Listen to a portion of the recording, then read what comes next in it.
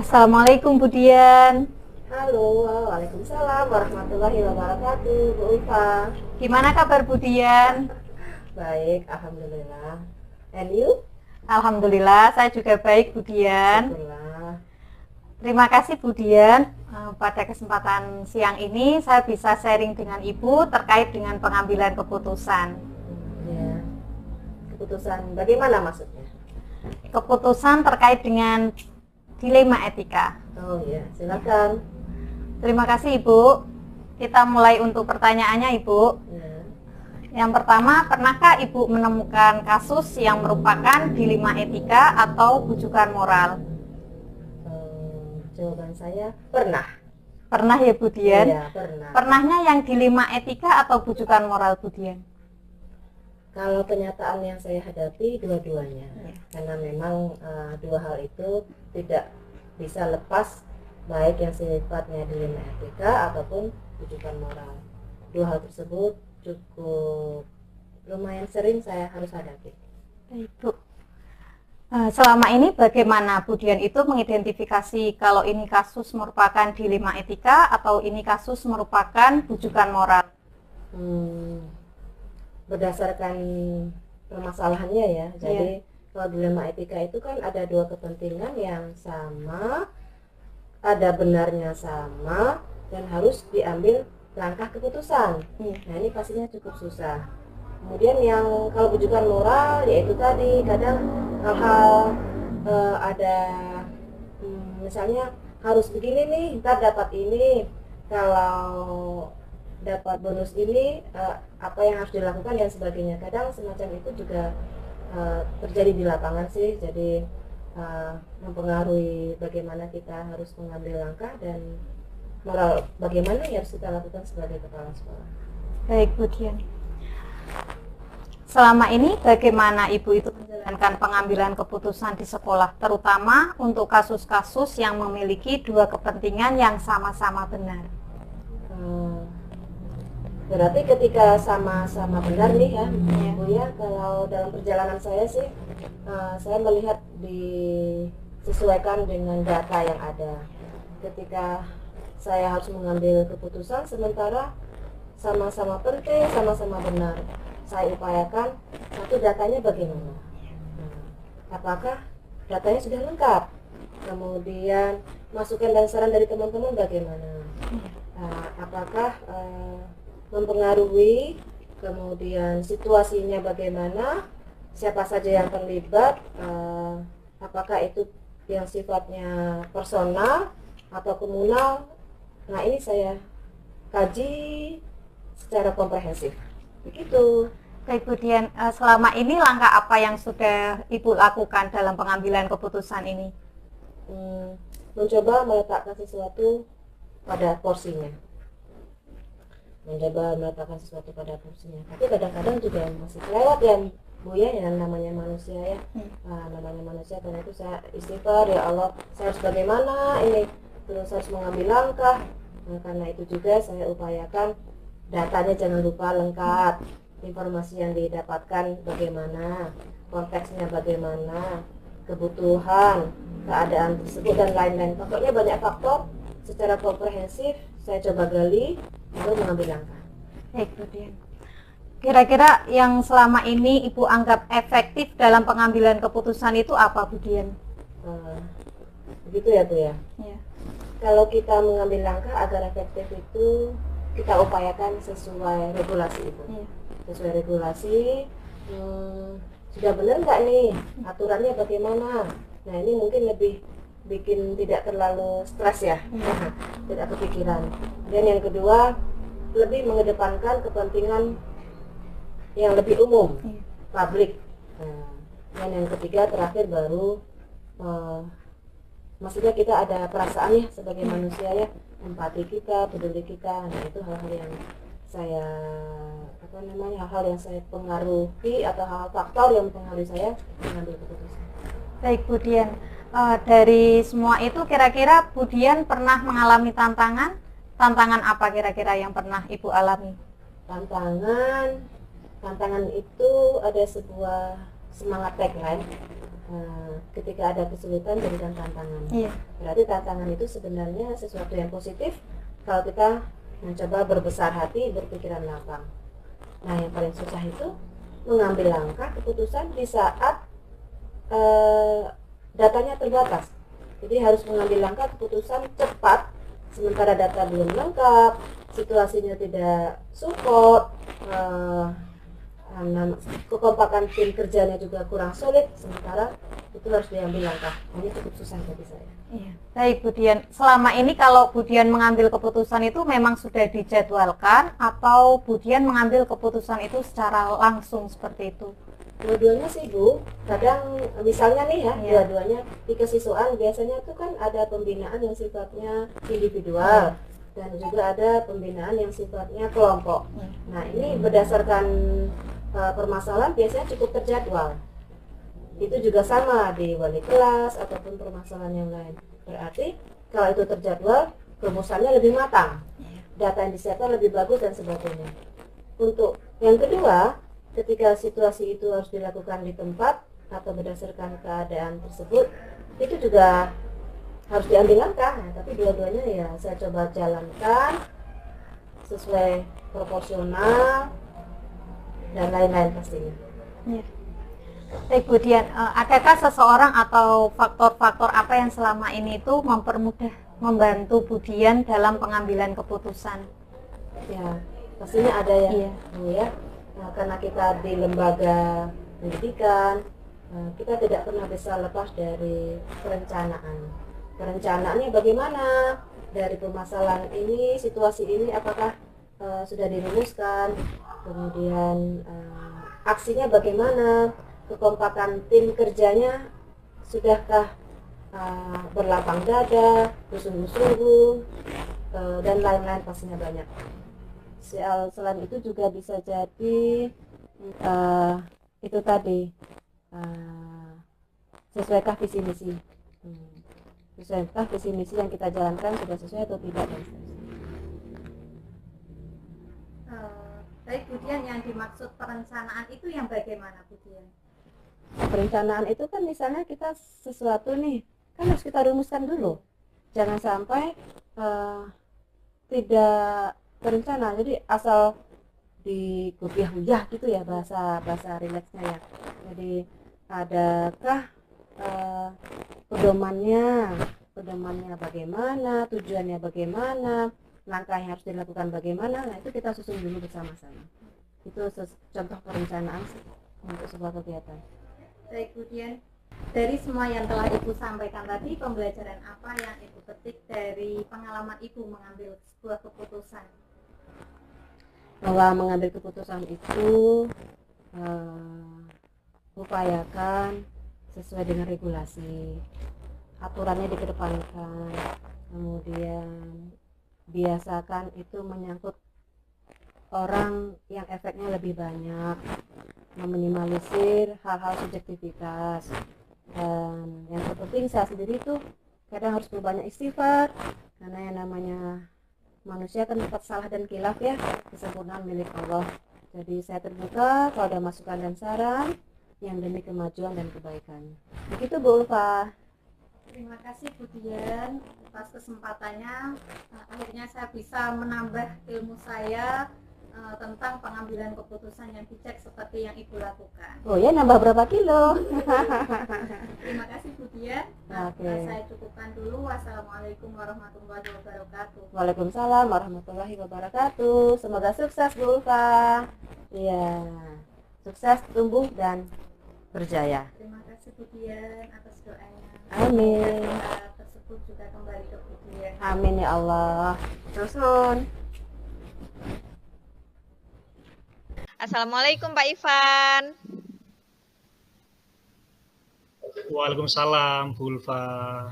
Gimana kabarnya Pak Ivan? Alhamdulillah hari ini masih diberi kenikmatan Allah Subhanahu wa taala. Sehat walafiat. Amin ya rabbal alamin. Amin. Alhamdulillah kalau Pak Ivan sehat. Sebelumnya saya mengucapkan terima kasih kepada Pak Ivan karena akhirnya saya bisa sharing dengan Pak Ivan. Sama-sama Bu. Semoga saya juga bisa membantu apa yang sudah menjadi tugas Bapak Ibu Guru CGP. Angkatan berapa Bu? Angkatan 10 Pak Ivan. Angkatan 10. Ya, baik Pak Ivan, untuk wawancara kali ini akan saya mulai terlebih dahulu. Siap. Terkait dengan pengambilan keputusan yang Bapak lakukan, pernahkah Bapak itu menemukan kasus yang merupakan dilema etika atau bujukan moral? Sebelumnya mungkin saya perlu tahu dulu apa itu dilema etika dan dilema norma Bu. Ya, begini Pak Ivan, jadi dilema etika itu situasi ketika kita itu harus memilih antara dua pilihan, di mana kedua pilihan itu secara moral itu benar, tetapi bertentangan. Kemudian kalau bujukan moral itu adalah situasi yang terjadi ketika seseorang itu harus membuat keputusan antara keputusan itu benar atau salah. Seperti itu Pak Ivan. Tadi mengulang pertanyaan saya yang pertama. Iya, bisa diulang lagi pertanyaannya. Pernahkah Pak Ivan itu menemukan kasus yang merupakan dilema etika atau bujukan moral? Kalau melihat dari penjelasan tadi, kayaknya sih dua-duanya pernah. Tapi yang paling sering itu kasus yang dilema etika biasanya. Karena yang lebih khusus yang dilema etika kalau di sekolah. Baik Pak Ivan, kalau selama ini bagaimana Bapak itu dapat mengidentifikasi kasus-kasus yang merupakan dilema etika atau bujukan moral? Terlebih dahulu saya mengenal situasi dilema etika atau bujukan moral di sekolah dengan cara saya menganalisis atau mengamati konflik nilai.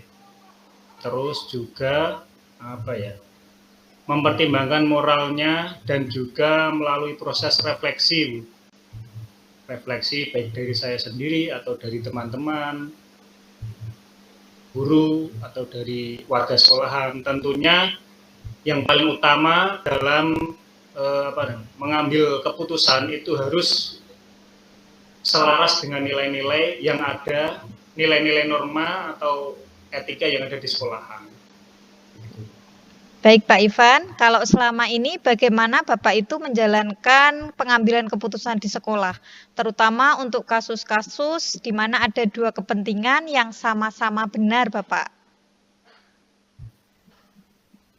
Yang sama-sama benar, dalam kasus ini di mana ada dua kepentingan yang sama-sama benar, saya melakukan diskusi terbuka yang melibatkan tim Bu.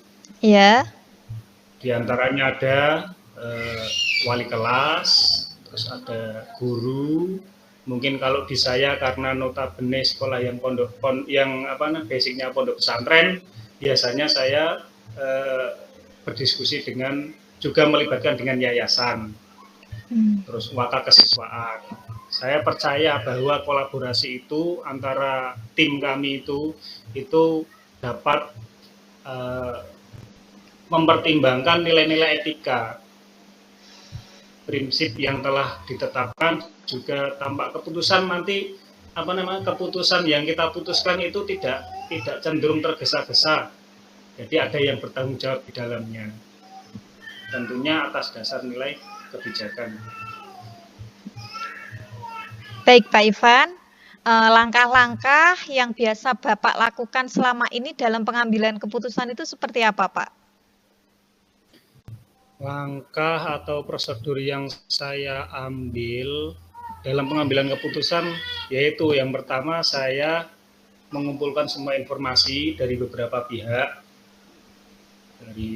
baik dari siswa, dari Bapak Ibu guru, dari wali kelas, bahkan juga dari BK, bahkan juga bisa dari orang tua atau orang tua siswa terkait penyelesaian dalam menyelesaikan masalah tadi. Selanjutnya saya mengidentifikasi nilai-nilai kebajikan yang melibatkan yang mempertimbangkan dampaknya pada murid. Jadi nanti keputusan yang saya ambil nanti dampaknya apa pada murid itu saya pertimbangkan dulu di forum tadi, di forum yang saya bentuk tadi. Ya. Itu. Baik Pak Ivan, selanjutnya yang selama ini Pak Ivan anggap efektif dalam pengambilan keputusan, terutama pada kasus-kasus dilema itu yang seperti apa Pak Ivan? Efektif itu ya tergantung pada komunikasi kita dan juga kolaborasi antar tim. Baik dari yang tadi saya sebutkan wali kelas, BK, termasuk wakil kesiswaan, terus ada dari yayasan dengan pendekatan yang melibatkan banyak pemangku kepentingan. Tentunya akan mempertimbangkan sudut pandang yang beragam sehingga dapat dicapai semacam keputusan yang paling baik. Yep. Yang tentunya saat pengambilan itu berpihak kepada murid. Yang intinya itu berpihak kepada murid. Oke, baik Pak Ivan, kalau selama ini yang menjadi tantangan Pak Ivan dalam pengambilan keputusan itu apa? Yang menjadi tantangan bagi saya untuk mengambil keputusan apa ya? Menyeimbangkan antara kepentingan individu dan kepentingan sekolah atau kepentingan umum lah. Biasanya karena di situ karena dilema pasti ada benturan di dalamnya dan pasti ada yang dikorbankan. Tentu saya mengatasi tantangan itu dengan memastikan dulu bahwa setiap keputusan yang kami ambil itu intinya kebaikannya untuk kebaikan bersama dan tentunya sesuai dengan nilai-nilai etika sekolah.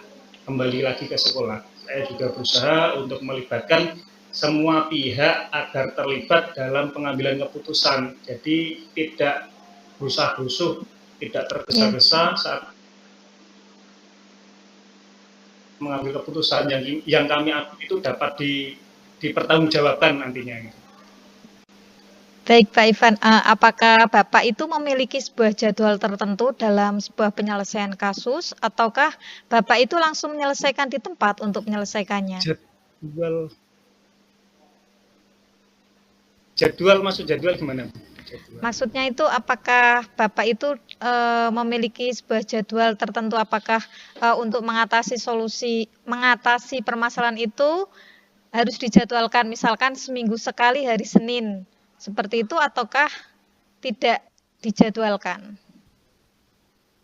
Kalau jadwal saya tidak memiliki Bu jadwal, tetapi untuk penyelesaian kasus dilema etika itu saya juga berusaha untuk menyelesaikan kasus tersebut sesegera mungkin.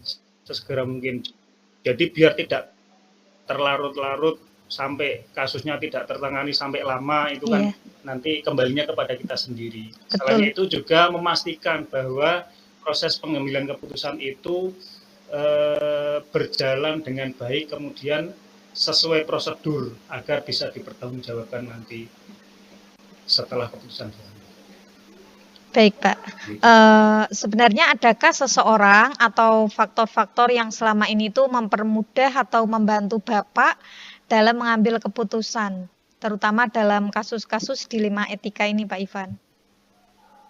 Keputusan dilema etika, apa ya?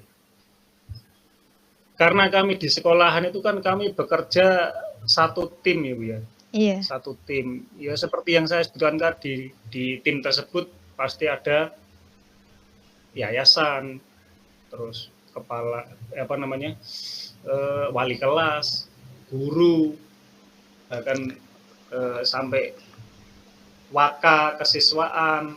Iya. Saya percaya bahwa dengan adanya diskusi dengan berbagai pihak, dengan tim, Iya. yang saya sebutkan tadi itu dapat membantu saya dalam situasi untuk memahami situasi lebih baik dan juga mencari solusi yang tepat bagi masalah-masalah tadi.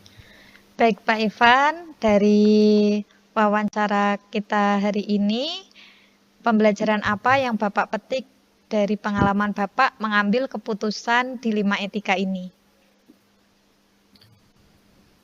Pelajaran yang saya ambil yaitu bahwa pengambilan keputusan dilema etika itu harus berdasarkan nilai-nilai etika dan juga harus mempertimbangkan dampak jangka panjangnya.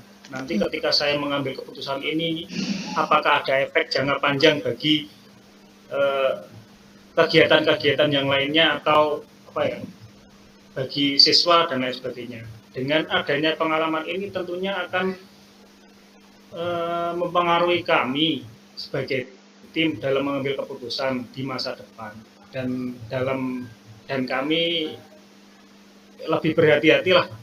Jadi dari pengalaman itu kami juga belajar agar berhati-hati dalam mengambil keputusan agar tidak rusak-rusuh kalau bahasa Jawanya, supaya keputusan tadi dapat dipertanggungjawabkan konsekuensinya secara jangka panjang. Baik Pak Ivan, itu saja wawancara dari saya. Terima kasih sudah berbagi ilmu tentang pengambilan keputusan yang sudah Bapak lakukan.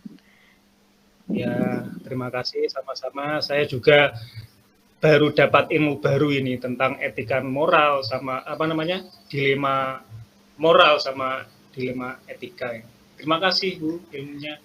Sama-sama Pak Ivan, saya pamit undur diri terlebih dahulu. Wassalamualaikum. Ivan. Waalaikumsalam warahmatullahi wabarakatuh.